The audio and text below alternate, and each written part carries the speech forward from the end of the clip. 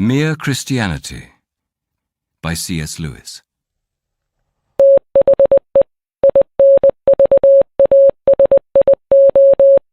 The Invasion. Very well then, atheism is too simple. And I will tell you another view that is also too simple. It is the view I call Christianity and water. The view which simply says there is a good God in heaven and everything is all right, leaving out all the difficult and terrible doctrines about sin and hell and the devil and the redemption. Both these are boys' philosophies. It is no good asking for a simple religion. After all, real things are not simple. They look simple, but they are not. The table I am sitting at looks simple. But ask a scientist to tell you what it is really made of, all about the atoms and how the light waves rebound from them and hit my eye and what they do to the optic nerve and what it does to my brain. And of course you find that what we call seeing a table lands you in mysteries and complications which you can hardly get to the end of. A child saying a child's prayer looks simple. And if you are content to stop there, well and good. But if you are not, and the modern world usually is not, if you want to go on and ask what is really happening, then you must be prepared for something difficult. If we ask for something more than simplicity, it is silly then to complain that the something more is not simple. Very often, however, this silly procedure is adopted by people who are not silly, but who, consciously or unconsciously, want to destroy Christianity. Such people put up a version of Christianity suitable for a child of 6 and make that the object of their attack. When you try to explain the Christian doctrine as it is really held by an instructed adult, they then complain that you are making their heads turn round and that it is all too complicated and that if there really were a God, they are sure he would have made religion simple because simplicity is so beautiful, etc. You must be on your guard against these people, for they will change their ground every minute and only waste your time. Notice, too, their idea of God making religion simple, as if religion was something God invented, and not his statement to us of certain quite unalterable facts about his own nature. Besides being complicated, reality, in my experience, is usually odd. It is not neat, not obvious, not what you expect. For instance, when you have grasped that the Earth and the other planets all go round the Sun, you would naturally expect that all the planets were made to match, all at equal distances from each other, say, or distances that regularly increased, or all the same size, or else getting bigger or smaller as you go farther from the Sun. In fact, you find no rhyme or reason, that we can see, about either the sizes or the distances. And some of them have 1 moon, one has 5, one has 2, some have none, and one has a ring. Reality, in fact, is usually something you could not have guessed. That is one of the reasons I believe Christianity. It is a religion you could not have guessed. If it offered us just the kind of universe we had always expected, I should feel we were making it up. But in fact, it is not the sort of thing anyone would have made up. It has just that queer twist about it that real things have. So let us leave behind all these boys' philosophies, these over-simple answers. The problem is not simple, and the answer is not going to be simple either. What is the problem? A universe that contains much that is obviously bad and apparently meaningless, but containing creatures like ourselves who know that it is bad and meaningless. There are only 2 views that face all the facts. One is the Christian view that this is a good world that has gone wrong, but still retains the memory of what it ought to have been. The other is the view called dualism. Dualism means the belief that there are 2 equal and independent powers at the back of everything, one of them good and the other bad, and that this universe is the battlefield in which they fight out an endless war.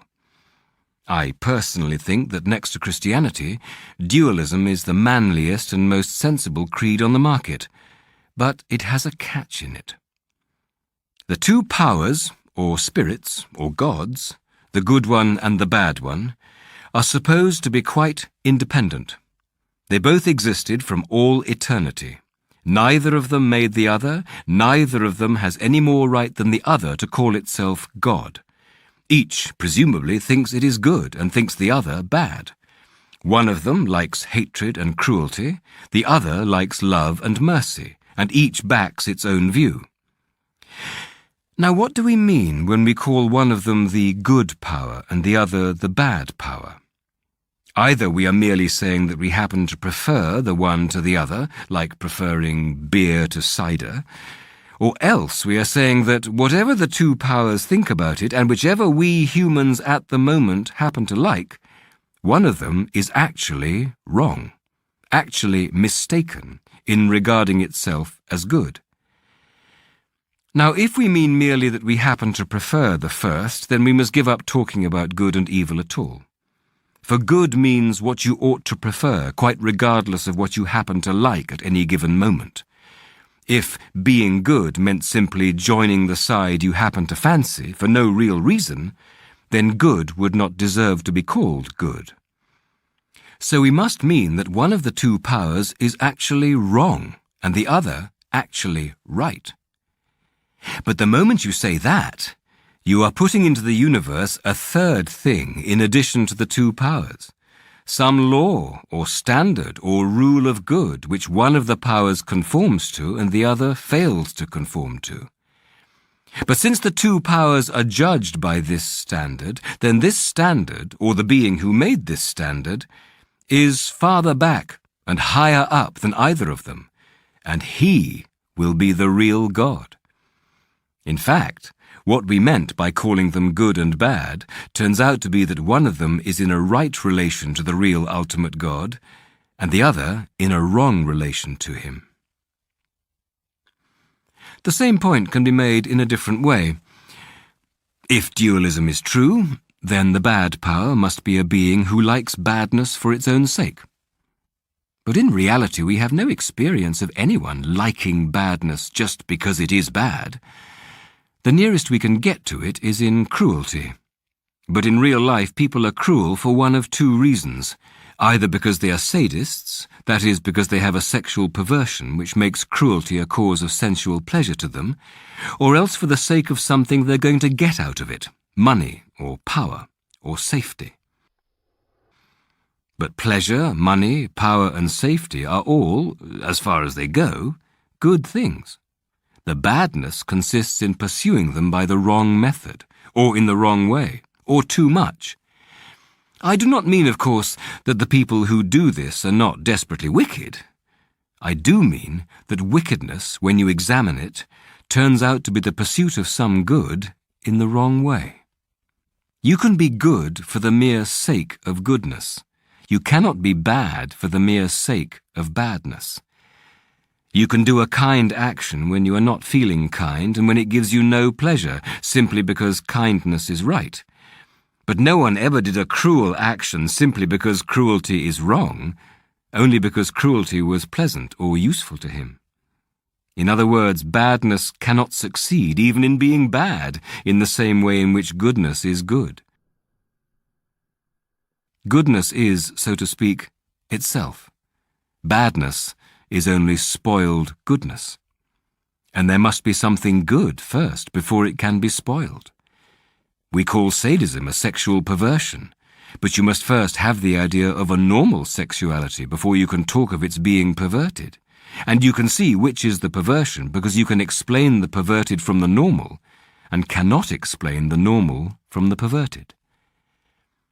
It follows that this bad power, who is supposed to be on an equal footing with the good power and to love badness in the same way as the good power loves goodness, is a mere bogey. In order to be bad, he must have good things to want and then to pursue in the wrong way. He must have impulses which were originally good in order to be able to pervert them. But if he is bad, he cannot supply himself either with good things to desire or with good impulses to pervert. He must be getting both from the good power. And if so, then he is not independent.